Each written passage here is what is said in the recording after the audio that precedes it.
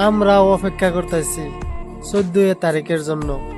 তবে সেটা ভালোবাসা দিবসের জন্য না, সেটা হলো পবিত্র জুমাবার আর শবে বরাতের রাতের জন্য।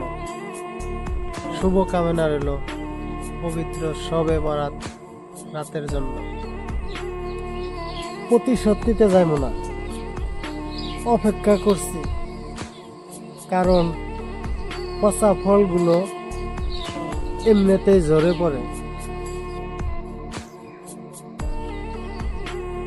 নিজের বাড়িতে একদিন পয়সা না দিলে পরের দিন আর খোঁজ খবর নেয় না। আর তুমি তো মানুষের মেয়ে,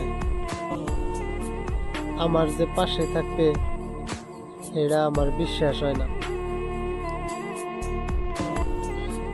আমারে তো সবাই খারাপ পায়, তাই একটা কথা কই, উচিত কথার বাদ থাকবো কেমনে? পৃথিবীটা তো চলেই মিথ্যা কথা।